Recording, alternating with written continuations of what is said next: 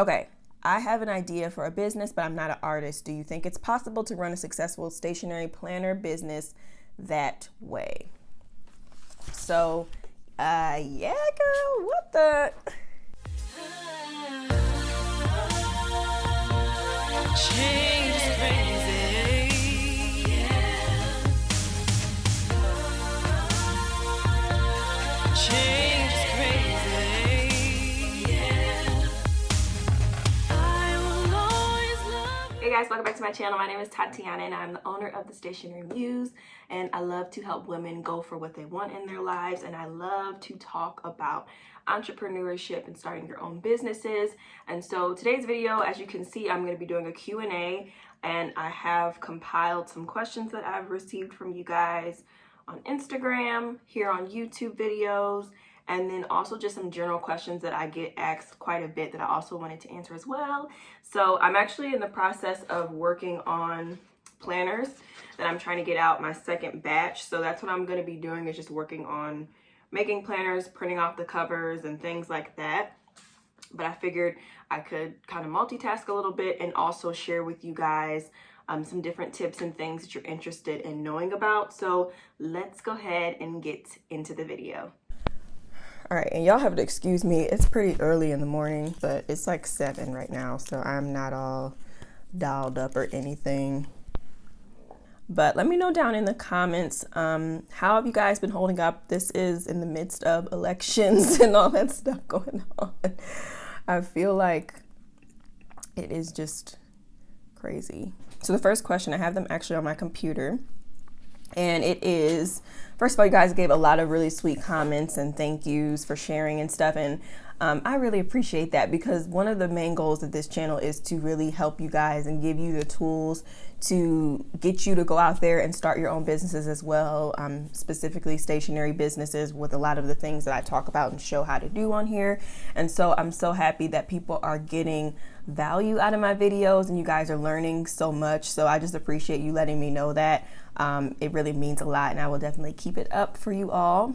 Another question I was getting a lot. There's actually 2 questions I got quite a bit.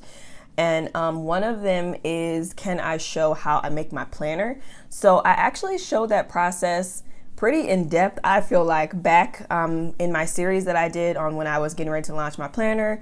I talked about where I got different things as far as packaging and actual items for my planner, my book board, how I made the covers. You guys are gonna see a little bit of that now, but I think one thing for me, I feel like I really give a lot on the channel, and so to get really specific and in depth on exactly how to do it from start to finish and all of that, I probably will end up including it in something special that I'm working on. I'm working on a project that will be getting announced very soon that will be very helpful to a lot of you all that want to start businesses, want to make your own planners, and all of those things. And so that is coming soon, but I just wanted to throw that out there. So definitely with anything, if there's something you're wanting to know, most likely I might have a video on it already.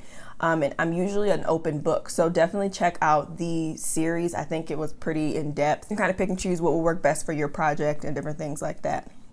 Another question I kept getting a lot was if I'm going to be doing another training or a class or something like that. And the answer is yes, something big is really coming. That is my project I'm working on. And so stay tuned. More information will be coming to you guys very, very soon. I'll even leave a link down below so that you can join the wait list to make sure that you're notified if you're interested in working with me, learning from me and all of that. I have some fun stuff coming down the road very soon. So those questions were kind of the main ones I kept getting. So now I'm going to get into some of the specific ones. So where to locate wholesale products for subscription boxes. Okay, so I've done a video on this as well where I've talked about it a little bit, but just to give a quick little overview. So I do have a subscription box. It's called the Live, Love, Inspire box, and it's actually on pause right now. I'm planning to bring it back in the spring, but I'll give you guys just a little secret. I am going to have an exclusive one for Black Friday, so look out for that. I've made some improvements on it, made it even better. But yeah, so that's going to be one of my Black Friday specials. I'll be announcing that probably in the next week or so. And also, I'm saying that just so you guys know. So I do actually have a subscription box. You may have even found me through some of my behind the scenes subscription box videos. But yeah, basically I get all of my stuff from a lot of different places. Some things I make handmade, so of course I will get the items from craft stores like Hobby Lobby or Michael's. It just depends. I get a lot of stuff from Amazon. I've gotten pins from Amazon, packaging for the box like tissue paper, packing tape, sticker paper, different things like that, just depending on what project I'm working on and different things like that. Looking good. And then other things, if you want to get more in depth, there's even like notebooks and things are on Amazon. It just kind of depends on what type of box you're trying to do. If you're doing more of a handmade route, you would really just be kind of getting like the skeleton of things you need, and then you would pair it with other crafty type of things. AliExpress and Alibaba are both great as well, especially if you want to get like different types of other pins, washi tape in bulk, custom types of things made. That would be kind of where I would say to start as far as trying to figure out where to get products. And then of course there's so many different individual stationery companies that you can get things printed from as well. So it just depends on what type of stationery box you're doing, to be honest. So I hope that kind of answered the question a little bit. That's where I get a lot of my products. Okay, so Trello boards, are you releasing them? Yes, I've talked about this a lot. So yes, I do have some Trello templates that I will be sharing with you guys. I think I'm also going to be releasing those for, there's an entrepreneurship day coming up, and I think I'm going to do a little special on them. It's going to be really cheap to get you some Trello boards. I'm going to talk about that. Entrepreneurship day, I believe, is November 19th or 17th, and I'm saying or because I've seen both, honestly. Oh, I could have did. I've seen both, so it's kind of weird. I'm not really sure exactly which one it is, to be honest, but yes, they will be coming. I have one, it's called Business Foundation. It's basically where you can kind of get your business organized and just have all of your stuff in one place, like your logins, your color codes for your brand, all of your logo files, all of your brand messaging and things like that. There's that one. I have a content one. I have a free one that I did a video on, but this content one is going to be a little bit more beefed up and more updated. And then I also have, what is the other? Oh, a launch one. So those are the three. I'm thinking about maybe adding 2 more to those because I do use some other ones as well. And I will just go ahead and let y'all know that I have actually started using a different project management system. It's called ClickUp. It is a lot more involved. I actually am in like a little ClickUp training right now so that I can learn how to use it. But y'all, I really like it because one of my goals is to get my business organized, and this thing is amazing, especially because my sister's helping me now. So I really wanted to get something a little bit more, I don't even know what the right word is, robust, involved. I don't know. So I still use Trello for some things. I mainly use it now for like my client work, but I am kind of moving into something different. But yes, Trello boards are coming. What MacBook do you use? So earlier this year, around maybe April or May, I actually got a new MacBook. I had been saving up, and then my grandmother she hit me with that remaining amount that I needed. And basically I got myself a new computer. So for years, pretty much since 2012, I've had the same MacBook Air. And it's a really old model. I don't even know the model, but it was released around 2011, 2012. I used that for a while, and now I have a MacBook Pro. It's not the brand new ones, but it's one that was released maybe like in 2019, I think. I'm not 100% sure, y'all. I really don't know. But this is what it looks like, I guess. And it does have this little touch bar thing, which I was thinking that I wouldn't really benefit from it, but to keep it all the way real, it's a really nice feature. I really like it for editing videos because it works with iMovie. And so like if you have ever edited videos before, you know how when you first get your video uploaded to start editing, you have to split the clips and remove the imperfections if you're doing that type of editing and whatever your style may be. And so I love it because it like comes up on the little touch bar and you can hit split clip, and it's kind of nice. And there's some other things I use it for, but that's like the main thing I like about it. So yes, I do have a MacBook Pro now that I'm using, but a MacBook Air has worked really well. And honestly, I would have kept using it, but because of my job that I have, I started doing pretty much all the stuff for my job on the MacBook Air, and it just was not having it with like all of those files, plus trying to do all my own business stuff. And so that was why I needed to upgrade to something else. But I still use that Air, and I'm gonna use it until that thing don't work no more because these computers are not cheap. Okay, so where do you get supplies to make your planner? So again, I kind of covered this in that launch video, the launch series that I did for my planner. Tons of different places. It just kind of depends. I've shared a lot of this, but I get my book board from Hollanders, sticker paper from Online Labels. I get the actual inside pages. The inside pages, I get them printed by a local company here in New Mexico. My binding and stuff, I think it comes from, is it my binding, True Binding? I think it's My Binding. I get that from there, but I've gotten it off of Amazon before. So lots of different things. The little corners, same thing, Amazon. What apps do you use in Shopify? I can actually show you guys my Shopify. Let me pull it up. But the one thing I will say though, even though I have all these apps on here and I love them so much, it is slowing my website down. So I'm actually in the process of trying to see some alternatives. I'm not necessarily trying to hire a developer, even though I know that's probably what I need to do. And I'm laughing because it's like, I know that's what I need to do. Because basically you can have like a lot of different apps, and this even goes for like WordPress websites as well. Apps is very similar to another word on WordPress they use is plugins. But basically what they allow you to do is you can take your normal website, you can kind of enhance it and make it better. I told you guys, like, I love Shogun. That's one of my favorite apps. I have a lot of different ones on here and I'll show you.